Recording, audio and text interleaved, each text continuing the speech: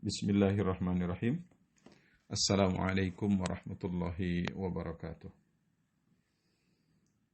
Alhamdulillah alladzi an'ama bi ni'matil iman wal islam. Asyhadu an la ilaha illallah wahdahu la syarikalah wa asyhadu anna Muhammadan abduhu wa rasuluh. Allahumma salli ala sayyidina Muhammadin wa ala alihi wa ashabihi ajma'in. Bapak-bapak, ibu-ibu, jemaah yang dimuliakan Allah Subhanahu wa taala. Alhamdulillah, izin Allah kita kembali bertemu. Mudah-mudahan pertemuan kita memberikan keberkahan buat kita semua dan kita senantiasa dikuatkan oleh Allah Subhanahu wa taala, iman, amal soleh kita dan ilmu kita tentunya.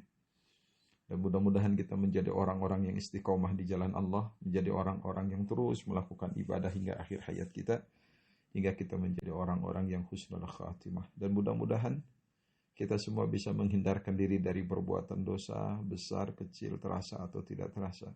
Sehingga kita menjadi orang-orang yang taubat kepada Allah setiap saat. Bapak-bapak, ibu-ibu, jemaah yang dimuliakan Allah Subhanahu wa ta'ala. Ada pertanyaan dari seorang jemaah. Kira-kira katanya dosa apa saja yang dilakukan oleh seorang suami? Atau dosa-dosa yang dilupakan oleh suami. Ya, sekalian saja pada kesempatan ini kita akan sharing, akan berbicara tentang dosa-dosa yang dilupakan oleh seorang suami.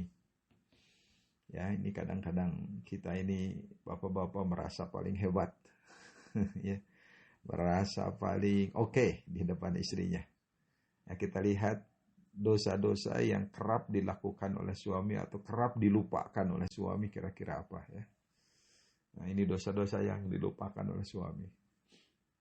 Yang pertama, Bapak Ibu sekalian, dosa yang sering dilakukan oleh suami atau yang sering dilupakan oleh suami ya. Di antaranya adalah suami tidak mengajarkan agama kepada istrinya. Ya. Suami membiarkan istrinya tidak tahu terhadap agama. Di dalam surat At-Tahrim ayat 6 yang biasa kita baca, auzubillahi minasyaitonirrajim, qu anfusakum wa ahlikum nara. Jagalah dirimu dan keluargamu dari api neraka. Ya. Seorang ulama berkomentar terhadap ayat itu bahwa wajib bagi para suami itu untuk mengajarkan agama, kebaikan itu kepada, atau adab ya, kepada anak dan keluarga semua. Itu.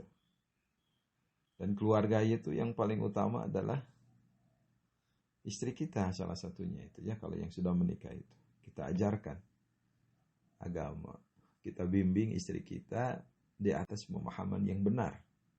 Kita bimbing istri kita ya dengan sebaik-baiknya untuk istiqamah di dalam ajaran Islam. Kita ajarkan kepada istri kita. Nah, ini dosa yang dilupakan suami. Kita menyerahkan pendidikan istri kita itu kepada orang lain. Ya, tentunya ada ilmu-ilmu yang tidak dipahami oleh kita. Ya, seorang suami datang ke pengajian bersama istrinya. Itulah cara suami untuk mengajarkan agama kepada istrinya.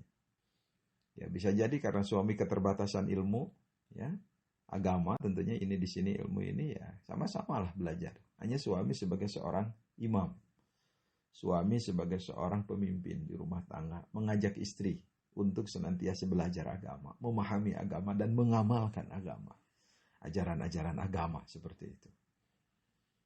Ini dosa yang dilupakan oleh suami, yaitu tidak mengajarkan ajaran agama kepada istrinya.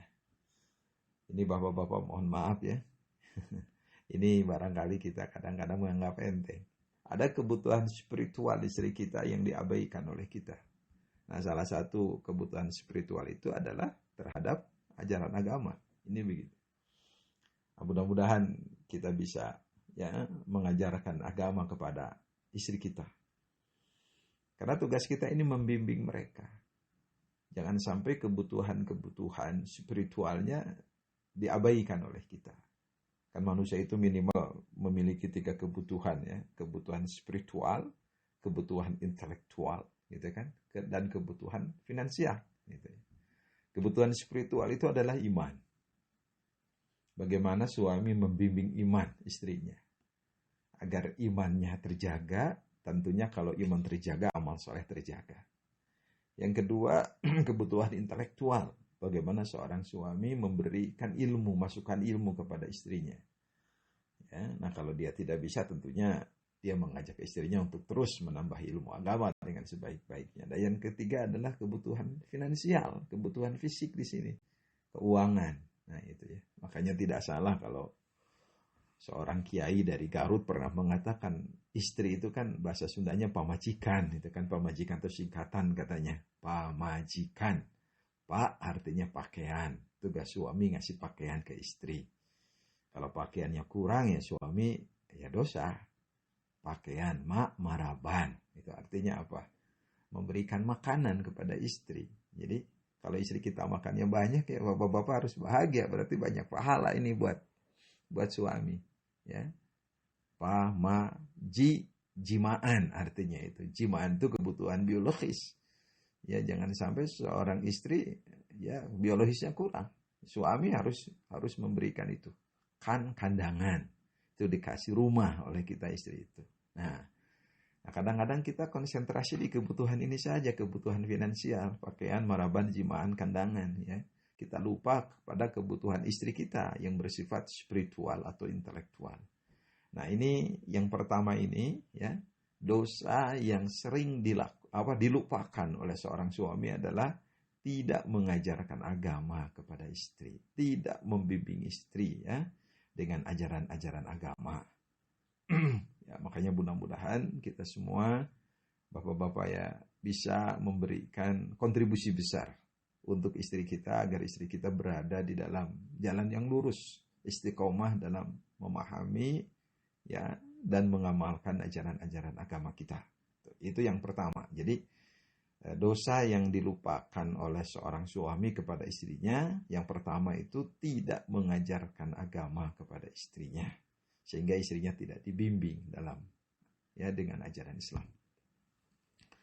Yang kedua, Bapak Ibu sekalian, dosa yang dilupakan oleh seorang suami itu adalah menempatkan istri sebagai pemimpin keluarga. Nah ini ya, menempatkan istri sebagai pemimpin keluarga. Ya, kita tahu bahwa suami itu adalah imam ya di keluarga itu. Nah, ketika suami menempatkan istri sebagai pemimpin di keluarga, nah ini yang akan melahirkan masalah gitu. Ada beberapa faktor yang menyebabkan suami menjadikan istrinya sebagai pemimpin di dalam keluarga. Pertama, jelas itu suami yang tidak memiliki tanggung jawab. Jadi kalau suami yang bertanggung jawab, ya dia akan menempatkan istrinya sebagai mohon maaf teman dia dengan baik. Tapi kalau suami yang tidak bertanggung jawab, dia akan bisa jadi mendapatkan istri sebagai pemimpin itu ya. Yang kedua, kenapa suami menjadikan istri sebagai pemimpin? Bisa jadi suaminya itu uzur, sehingga ia tidak mampu melakukan tanggung jawab dengan baik terhadap istrinya dan keluarganya. Ini faktor yang kedua. Faktor yang ketiga, bisa jadi suami sibuk dengan, mohon maaf ya, kesenangannya sendiri, hobinya sendiri, sehingga kewajiban-kewajiban dia kepada istri dan anak-anaknya, kepada keluarganya, itu abai. Dia lupa bagaimana dia menjadi seorang suami yang bertanggung jawab. Malah sibuk dengan tanda kutip ya kesenangannya sendiri, sibuk dengan karirnya sendiri, sibuk dengan mohon maaf nasibnya sendiri tanpa peduli kepada kehidupan istri dan anak-anaknya. Kemudian bisa jadi ya suami yang menempatkan istri sebagai pemimpin keluarga itu bisa jadi karena salah gaul. Suami tidak peduli dengan urusan rumah tangga sehingga suami malah sibuk dengan kawan-kawannya. Gitu ya. Sibuk dengan teman-temannya, salah gaul gitu ya. Dia mementingkan teman-temannya daripada keluarganya, dia mementingkan ketemu dengan teman-temannya daripada ketemu dengan istri dan anaknya. Gitu kan? Dan yang terakhir, nah bisa jadi suami yang menempatkan istri menjadi pemimpin keluarga itu dikarenakan dia tidak punya power sebagai seorang suami. Dia kalah oleh istrinya dalam berbagai macam hal. Nah ini kita teringat ya satu hadis Rasulullah Shallallahu Alaihi Wasallam dalam hadis riwayat Muslim dari Abi Bakrah. Rasulullah Shallallahu Alaihi Wasallam mengatakan, la yufliha qaumun asnadu amrahum ila mra'atin. Tidak akan pernah bahagia suatu kaum yang menyandarkan urusan mereka kepada perempuan. Nah, ya ini kalau kita baca secara teks di sini kan seorang suami ini menyandarkan urusan kepada istrinya semua. Nah, ini tidak akan pernah bahagia kaum itu. Ini dosa yang dilupakan suami ya. Yang nomor 2 itu menempatkan istri sebagai pemimpin keluarga. Ya itu. Yang nomor 3 ya, tidak menafkahi istri dengan baik.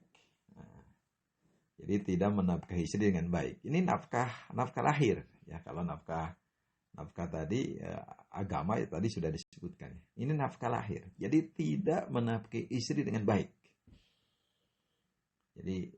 Jadi ada betulnya itu yang dikatakan oleh seorang kiai ya. Istri itu singkatnya pamajikan, itu pakaian, maraban, cimaan, kandangan itu ya. Rasulullah mengatakan di dalam salah satu hadis ya. Au kama qala Rasulullah sallallahu alaihi wasallam, kafa bil mar'i ithman ayyudhi'a may yaqut. Kata Rasulullah, cukup seseorang itu berdosa jika dia menyia-nyiakan orang yang menjadi tanggungannya. Gitu. Istri itu tanggungan kita, anak itu tanggungan kita. Ketika seorang suami ya menyia-nyiakan istrinya, menyia-nyiakan anaknya sebagai tanggungannya, itu cukup berdosa kata Rasulullah sallallahu alaihi wasallam. Nah ini kebutuhan istri finansial. Saya sering mengatakan di pengajian dengan ibu-ibu ya, sampai seorang suami yang bertanggung jawab itu, mohon maaf, keperluan perawatan istrinya harus diperhatikan oleh dia. Kalau suaminya mampu loh, gitu kan. Kalau mampu, harus diperhatikan. Karena istri kita harus tampil cantik di depan kita, bukan di depan orang lain. Dan itu kebutuhan istri. Ya. Ini, sampai dalam hadis Bukhari kan kita menemukan ya. Kalau tidak salah siapa itu? Hindun binti Utbah. Ya, dia datang kepada Rasulullah bahwa dia punya seorang suami yang kikir ya. Bahwa rajulun syahihun ya, sampai mengatakan walaisa yu'tini ma yakfini wa waladi gitu kan. Dia tidak memberi kecukupan kepadaku katanya dan anak-anakku gitu. Illa ma akhadtu minhu wa huwa la ya'lam. Kecuali aku mengambil dari suaminya ya, dari suamiku, dan dia tidak tahu bagaimana ya Rasulullah tentang perbuatan aku itu gitu. Ini disebutkan ibu-ibu awas ya, rajulun syahihun, syahih. Jadi seorang laki-laki yang kikir. Jadi Hindun binti Utbah ini punya suami ya, yang seorang laki-laki yang kikir. Dia bertanya kepada Rasulullah, bagaimana kalau dia mengambil sesuatu yang diambil dari suaminya dan suaminya tidak tahu. Kata Rasulullah, khudhi ma yakfiki wa waladaki ya bil ma'ruf. Kata Rasulullah, ambil olehmu apa yang mencukupkan kamu dari apa dan anakmu dengan baik. Dengan baik di sini. Khudhi ma yakfiki wa waladaki bil ma'ruf. Itu pesan Rasulullah kepada Hindun binti Utbah ketika suaminya rajulun syahih ya. Seorang suami yang kikir. Jadi boleh kita mengambil. Tapi dengan catatan nih suami yang kikir. Jadi kadang-kadang mohon maaf juga ini ya, punya legitimasi. Oh boleh nih katanya ngambil uang dari dompet suami nggak bilang-bilang. Ini suami yang kikir. Kalau suami yang nggak kikir mah jangan. Gitu ya. Ini artinya apa? Suami juga dosa. Kalau sampai istrinya kelaparan, kebutuhan finansialnya tidak diberikan gitu ya. Ini dosa. Jadi boleh kita ya kalau kita punya pendapat barangkali suami yang mempersempit belanja istri, nah itu termasuk suami yang dosa, itu tidak terasa itu dosa itu ya. Nah, di sini mohon maaf nih bapak-bapak saya ungkapkan ini karena ada pertanyaan ini ya. Nah ini jadi dosa yang dilupakan suami itu apa? Tidak menafkahi istri dengan baik ya. Nah seorang istri dibolehkan mengambil ya, kebutuhan dari suaminya, dari saku suaminya. Kalau dia itu kelaparan, suaminya kikir, itu cukup untuk dia dan untuk anaknya. Sisanya kembalikan lagi, jangan sampai kemudian dihabiskan semuanya. Gitu ya. Nah itu dibolehkan oleh Rasulullah kepada seorang istri mengambil sesuatu dari suaminya tanpa sepengetahuannya kalau suaminya kikir dan istrinya kekurangan. Itu begitu. Dan ini dosa yang dilupakan seorang suami manakala suami tidak memberikan nafkah secara baik kepada istri dan keluarganya.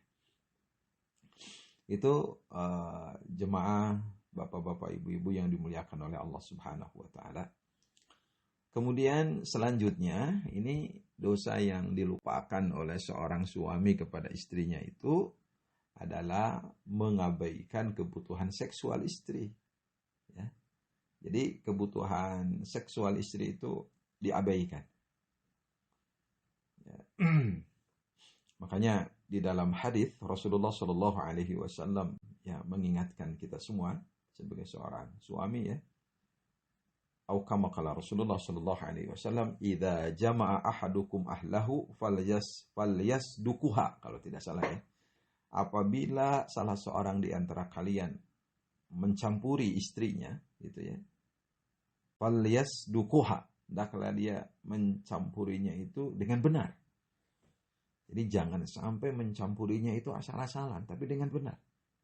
Thumma idza qadha hajatahu qabla an taqdiya hajataha fala yu'jiluha hatta taqdiya hajataha. Itu kata Rasulullah, kama kala Rasulullah, apabila dia telah menunaikan kebutuhannya sebelum terpuaskan kebutuhan istrinya, maka janganlah dia tergesa-gesa sampai istrinya menyelesaikan kebutuhannya. Itu begitu. Jadi seorang suami harus memberikan kebutuhan seksual kepada istrinya dengan maksimal, ya, dengan baik. Itu begitu. Ini dosa yang dilakukan oleh seorang suami. Dia mengabaikan, ya, dia mengabaikan kebutuhan seksual istrinya, begitu.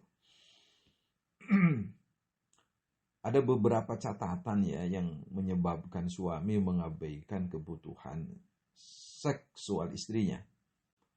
Yang pertama, bisa jadi paradigma seksnya hanya sebuah kebutuhan hiburan. Ya, ini. Padahal hubungan seks suami istri itu merupakan hak istri yang harus ditunaikan dengan baik karena bernilai ibadah seperti kebutuhan yang lain. Itu begitu. Jadi jangan sampai hubungan seks itu hanya dimaknai sebagai hiburan. Ya, padahal dalam Islam itu seks itu adalah ibadah seorang suami kepada istrinya. Itu. Jadi kenapa suami itu mengabaikan kebutuhan seks istrinya? Nah, salah satunya itu. Salah satu itunya. Jadi hiburan saja, enggak. Buat kita itu ibadah. Yang kedua, bisa jadi terabaikannya kebutuhan seks seorang istri oleh suami itu karena kesibukan kerja.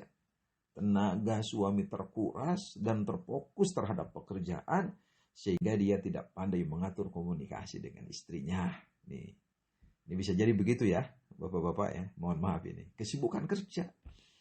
Dia lupa istirahat, gitu kan.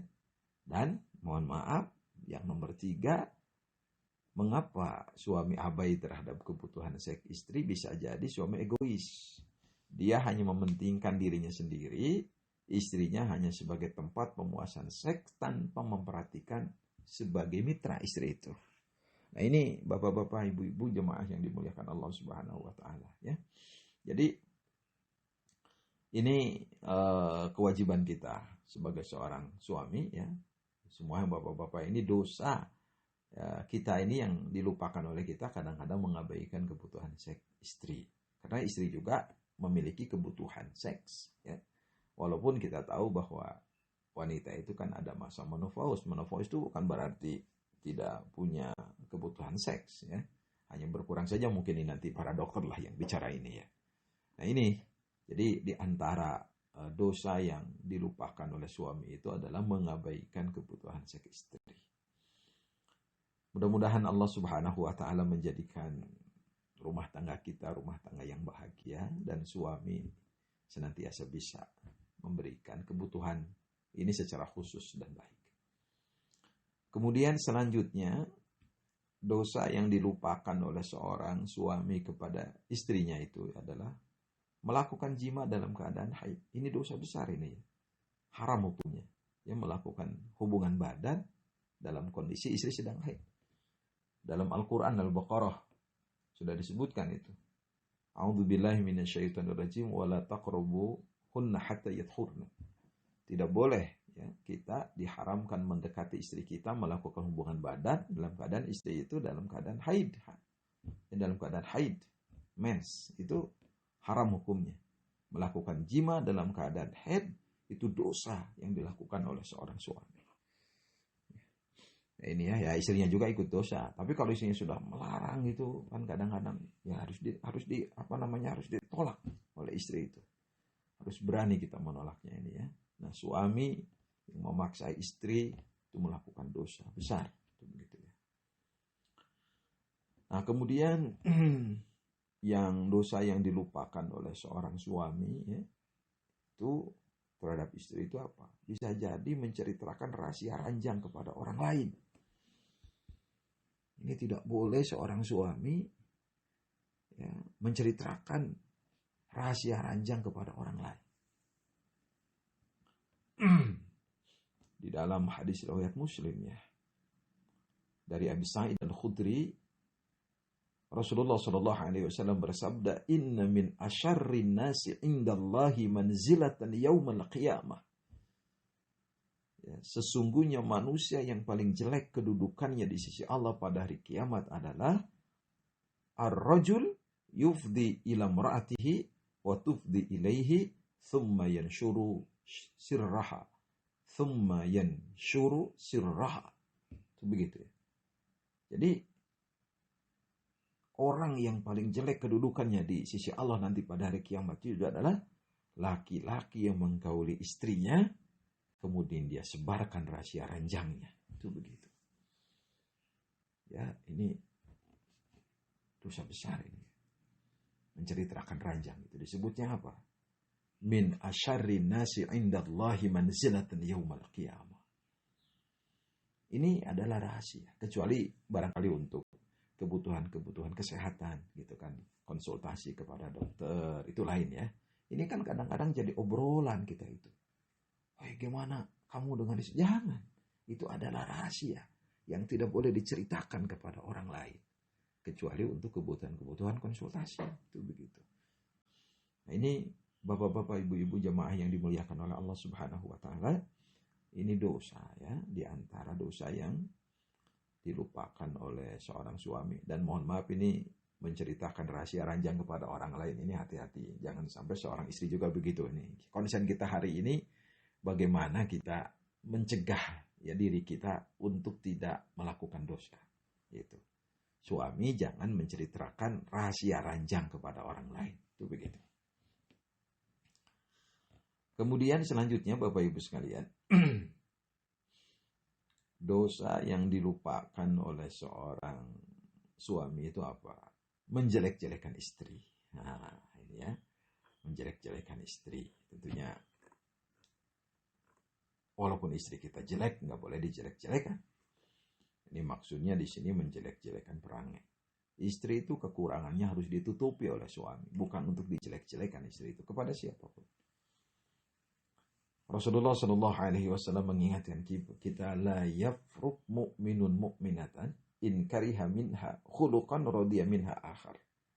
Janganlah seorang mukmin membenci seorang mukminah jika dia tidak menyukai salah satu perangainya, kata Rasulullah, radiya minha akhar. Ya, dia bisa menyukai perangai yang lain. Itu begitu.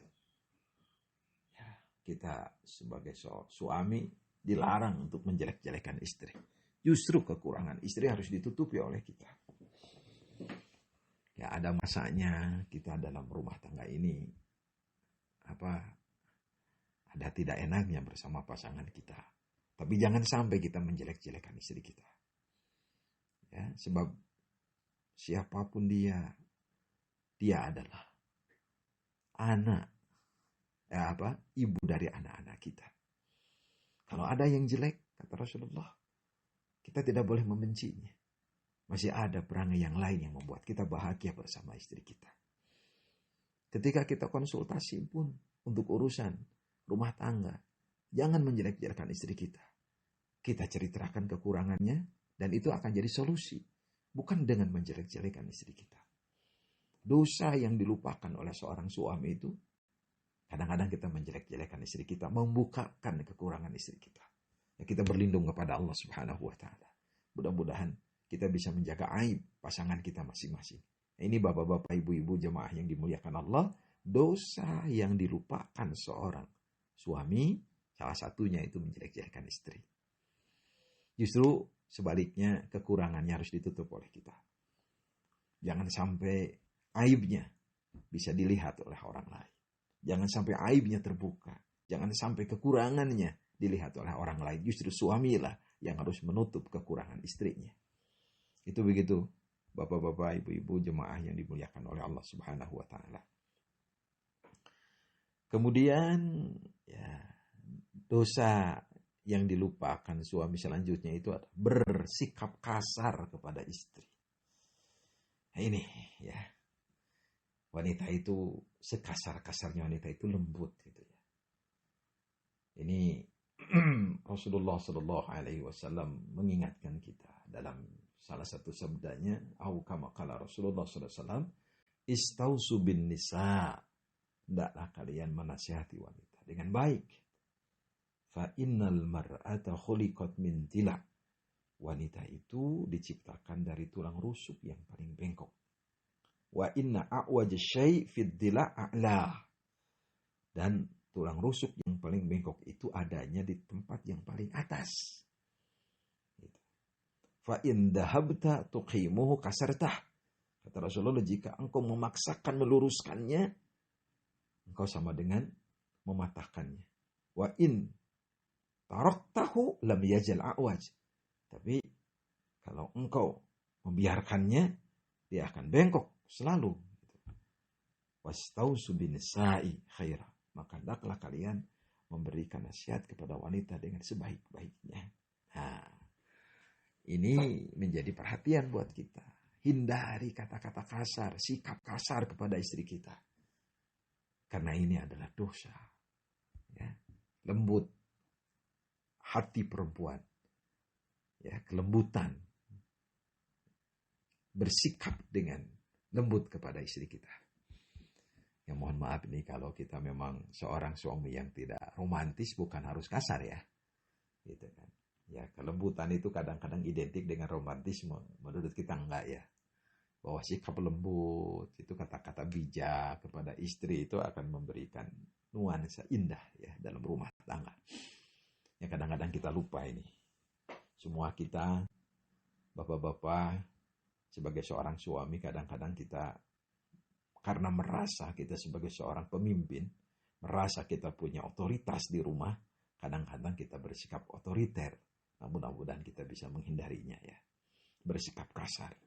Kalaupun ada hal-hal yang tidak enak, baik dalam pikiran kita, hati kita, dan pandangan kita terhadap istri kita, hendaklah kita bersikap bijak untuk membetulkannya. Gitu. Ini sabda Rasulullah tadi ini memberikan pelajaran penting bagi kita agar kita benar-benar bisa untuk bersikap lembut kepada istri kita. Ya, kalau kita lihat Rasulullah kepada Siti Aisyah nyebutnya Humairah ya. Aduh, Humairah itu kan sebuah kata yang paling indah gitu kan. Ya, kalau kita barangkali Yayang gitu lah. Bebek atau apa aja lah ya. Yang kita lembut kepada istri gitu. Karena wanita itu ya penuh kelembutan. Kemudian dosa yang dilupakan suami kepada istrinya itu bisa jadi serumah dengan ipar. Ini dosa lupa ini kita. Serumah dengan ipar. Ya. Rasulullah SAW mengatakan, iyyakum waddukhul ala nisa. Hati-hati kalau kalian masuk ke tempat wanita. Faqala rajulun minal ansar, ada seorang laki-laki dari Ansar bertanya, ya Rasulullah, afara'aital hamwa? Bagaimana pandanganmu tentang ipar? Rasul mengatakan, alhamul maut. Ipar itu adalah kematian, kebinasaan. Ini Bapak Ibu sekalian. Jadi jangan sampai istri kita itu serumah dengan adik kita yang laki-laki. Karena ipar itu saudara tapi bukan muhrim. Ya. Dan kita pun hati-hati. Jangan sampai bersama adik ipar kita yang perempuan gitu loh. Istri kita punya adik perempuan gitu. Itu tidak halal buat kita. Itu adalah saudara tapi bukan muhrim. Ipar itu kan saudara tapi bukan muhrim. Ini catatannya. Nah, ketika kita serumah dengan ipar, hati-hati. Hati-hati ya. Rasul mengatakan iyyakum waddukhul ada nisa. Bahkan ketika ditanya bagaimana dengan ipar, alhamul maut. Itu kata Rasulullah. Ipar itu adalah kematian untukmu. Hadis Bukhari itu ya. Ini saudara tapi bukan muhrim. Ipar itu. Jadi kalau mau bertemu ipar berarti adik laki-laki suami untuk suami ya. Adik laki-laki istri gitu. Nah kalau istri mau ketemu adik ipar suami, ambil yang perempuan gitu. Adik suami yang perempuan. Nah, kalau suami mau ketemu adik ipar istri, adik istri yang laki-laki biar muhrim sama kita. Kalau istri punya adik perempuan, nah berarti hati-hati. Itu saudara tapi bukan muhrim. Ipar itu bukan muhrim. Ini bapak-bapak jemaah yang dimuliakan oleh Allah Subhanahu wa taala, ya mohon maaf nih kalau ada yang salah-salah nyebut saya ini. Jadi sekali lagi nih masalah ipar ini ya. Ipar itu saudara tapi bukan muhrim. Kalau suami mau aman dengan adiknya istri, ambil adik istri yang laki-laki. Kalau istri mau aman dengan adiknya suami, ambil adik suami yang perempuan. Itu begitulah. Ya. Nah, kemudian selanjutnya dosa yang dilupakan oleh suami itu apa? Mohon maaf. Berat sebelah dalam menggilir dua istri. Nah, ini ya. Buat bapak-bapak yang ditakdirkan Allah punya istri lebih dari satu, ketika kita berat sebelah dalam menggilir, itu dosa itu ya. Ya, di dalam hadis riwayat Abu Daud disebutkan itu nanti kita di akhirat miring itu loh. Man kanat lahu imra'atani famala ila ihdahuma fajaa yaumal qiyamah wa shikkuhu ma'ilun. Itu kata Rasulullah. Kama kala Rasulullah. Man kanat lahu imra'atan, barang siapa yang memiliki dua istri, famala ila ihdahuma, maka ia cenderung ya, lebih condong kepada salah satunya, jaa yaumal qiyamah, maka ia akan datang pada hari kiamat, wasyikkuhu ma'ilun, maka bahunya tuh miring, itu begitu. Jadi akan miring sebelah. Jadi ibu-ibu yang pengen tahu suaminya nggak adil tuh lihat nanti di akhirat miring sebelah nggak itu. Kalau ya miring sebelah berarti suaminya nggak adil itu begitu. Nah ini dosa yang dilupakan suami kepada istrinya ya. Nah ini. Kemudian selanjutnya Bapak Ibu sekalian, dosa yang dilupakan suami kepada istri itu apa? Menceraikan istri dengan sewenang-wenang. Ini juga sama ya, menceraikan istri dengan sewenang-wenang. Ya, kalau menceraikan dengan cara baik, kalau memang ada hal-hal yang susah untuk disatukan kembali, bercerailah dengan cara yang baik. Cerai itu kan sesuatu yang halal tapi dibenci Allah. Itu begitu. Makanya Rasulullah SAW mengatakan, la tutallikun nisa illa min ribah. Janganlah kalian menceraikan istri dalam keadaan kecurigaan. Kenapa? Fa innallaha la yuhibbu dzawwaqin wa dzawwaqat. Allah itu tidak mencintai laki-laki pengecap rasa dan perempuan pengecap rasa. Artinya apa? Gampang nikah, gampang cerai, itu begitu. Itu ya, hati-hati. Jadi seorang suami yang punya otoritas itu nggak boleh sewenang-wenang dia menceraikan istrinya. Harus dengan cara baik. Kan ada tahapannya. Kalau istri berbuat salah ada tahapannya gitu. Jangan langsung diceraikan, diperbaiki dulu, kan seperti itu. Datang dulu kepada walinya, gitu begitu kan. Nah, ini dosa ini suami yang bersewenang-wenang ya dalam menceraikan istri. Dan yang terakhir, yang mungkin nanti dari jemaah ada masukan yang lain ya. Yang terakhir, dosa yang dilupakan suami kepada istri itu apa? Sering begadang yang tidak bermanfaat sehingga dia sering jauh dari istrinya pada malam hari. Sering begadang bukan berarti begadang yang tidak ada manfaatnya. Ya, ini begadang yang tidak ada manfaatnya ini. Kalau begadang ada manfaatnya sih silahkan. Ya. Ya, ini begadang yang tidak bermanfaat. Sehingga istri itu dibiarkan tidur sendiri. Itu dosa yang tidak terasa. Idza atala ahadukumul ghaibah fala yatruk ahlahu lailan. Apabila salah seorang di antara kalian bepergian lama, maka janganlah mengetuk pintu rumah pada malam hari. Enggak boleh kita malam hari itu mengetuk pintu rumah istri kita ya. Kasihan dia. Bahkan ketika kita pulang bepergian pun ya harus ngasih tahu, jangan mendadak lah gitu. Nah, Rasulullah Shallallahu Alaihi Wasallam ayat turuqar rajulu ahlahu lailan ayyukhawinahum aw yaltamisa atharatihim. Rasulullah mengatakan ya Rasulullah melarang, Rasulullah melarang suami mengetuk pintu rumah keluarganya pada malam hari karena kecurigaan mereka berkhianat atau mencari-cari kesalahan mereka. Itu begitu. Ini intinya jangan sampai kita banyak begadang. Suami itu yang tidak bermanfaat, nongkrong-nongkrong bersama orang lain, istri dibiarkan sendiri itu ya. Justru harus begadang bersama istri gitu. Kita mencari ilmu, maksudnya begadang di sini ya. Bersama intinya lah. Isi malam-malam itu dengan kekompakan di rumah. Kalau memang kita tidak memiliki lagi keperluan ketika bekerja, segeralah pulang ketemu dengan anak istri, karena mereka adalah orang-orang yang kita cintai, orang-orang yang kita rindui, dan mereka adalah harta kita sesungguhnya, istri dan anak-anak kita. Demikian kajian kita ini menjawab sebenarnya dari seorang suami yang bertanya apa dosa-dosa yang dilupakan suami. Nah ini mudah-mudahan pertemuan kita mendapatkan berkah dari Allah Subhanahu wa taala, dan insya Allah nanti ini harus imbang ya. Kalau kita sudah bicara tentang dosa-dosa yang dilupakan suami, ya nanti kita akan bicara dosa-dosa yang dilupakan istri, biar imbang. Mudah-mudahan Allah memberikan keberkahan buat kita semua, dan mudah-mudahan kita menjadi orang-orang yang bisa menjaga rumah tangga dengan sebaik-baiknya, sehingga rumah tangga kita menjadi keluarga yang sakinah, mawaddah, warahmah. Demikian yang bisa disampaikan, kurang lebihnya saya mohon maaf. Subhanakallahumma wa bihamdika asyhadu an la ilaha illa anta astaghfiruka wa atubu ilaik. Subhana rabbika rabbil izzati amma yasifun. Wassalamun alal mursalin walhamdulillahi rabbil alamin. Assalamualaikum warahmatullahi wabarakatuh.